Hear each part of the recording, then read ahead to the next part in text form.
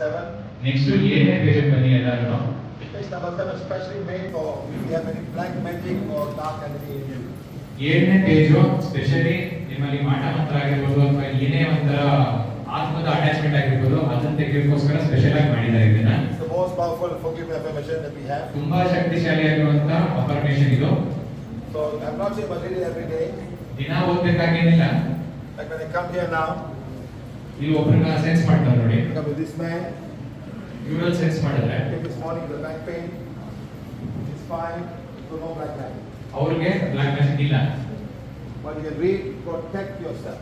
But ಆದ್ರೆ ಅದನ್ನ ನಿಮ್ಗೆ ಪ್ರೊಟೆಕ್ಷನ್ ಗೋಸ್ಕರ ನೀವು ಓದಬೇಕಾಗುತ್ತೆ. How's the back pain? Gone.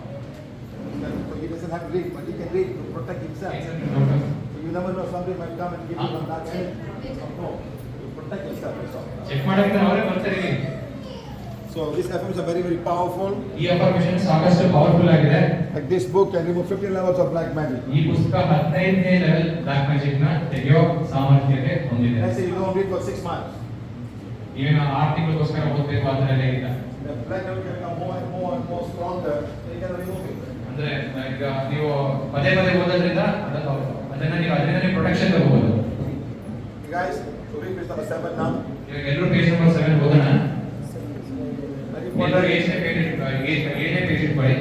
After this, remove your dark energy. ಈ ಓದಿದ ಮೇಲೆ ಎಲ್ಲರಲ್ಲೂ ಇರೋ ಬ್ಲಾಕ್ ಮ್ಯಾಜಿಕ್ ಅನ್ನು ತೆಗಿತಾರೆ. ಇದು ಇರ್ಬೋದು ಇಲ್ಲ ಇರ್ಬೋದು ಒಟ್ಟಲ್ಲಿ ಮಾಸ ತೆಗಿತಾರೆ. ಹೇಳಿ ರಿಪೀಟ್ ಮಾಡಿ ಏನೇ ಪೇಜ್ ಮಾಡಿ ಅಂತ ಇಟ್ಕೊಳ್ಳಿ. ಪ್ರಧಾನ ಪರಮಾತ್ಮನಿಗೆ ದೈವಿಕ ತಂದೆ ದೈವಿಕ ತಾಯಿ ನನ್ನ ಉನ್ನತ ಆತ್ಮನಿಗೆ ಸಂಬಂಧಪಟ್ಟ ವ್ಯಕ್ತಿಗಳಿಗೆ ಇವರ ಉನ್ನತ ಆತ್ಮನಿಗೆ ಎಲ್ಲ ಆಧ್ಯಾತ್ಮಿಕ ಮಾರ್ಗದರ್ಶಕರಿಗೆ ಸಹಾಯಕರಿಗೆ ಮತ್ತು ಶಿಕ್ಷಕರಿಗೆ ಎಲ್ಲ ಚಿಕಿತ್ಸಾ ದೇವತೆಗಳಿಗೆ ಮಹಾಕರ್ಮ ಮಂಡಲಕ್ಕೆ ನಾನು ನಾನೇ ಆಗಿದ್ದೇನೆ. ಪರಮಾತ್ಮನೇ ನಮ್ಮನ್ನು ಒಟ್ಟಾಗಿ ಸೇರಿಸಿದ್ದಕ್ಕಾಗಿ ವಂದನೆ.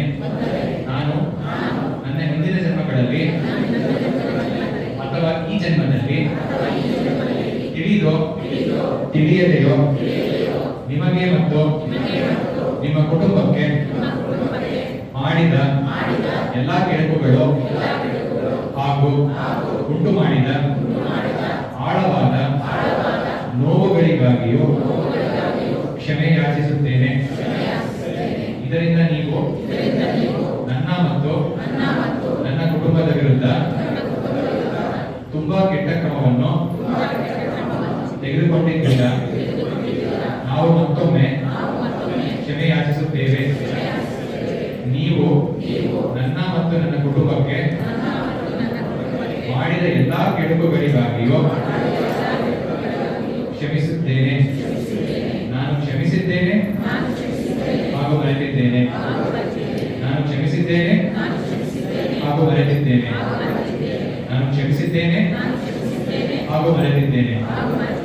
ನಮ್ಮ ನಡುವೆ ಯಾವಾಗಲೂ ಶಾಂತಿ ಹಾಗೂ ಸೌಹಾರ್ದತೆ ಇರಲಿ. ನಮ್ಮ ನಡುವೆ ಯಾವಾಗಲೂ ಶಾಂತಿ ಹಾಗೂ ಸೌಹಾರ್ದತೆ ಇರಲಿ. ನಮ್ಮ ನಡುವೆ ಯಾವಾಗಲೂ ಶಾಂತಿ ಹಾಗೂ ಸೌಹಾರ್ದತೆ ಇರಲಿ.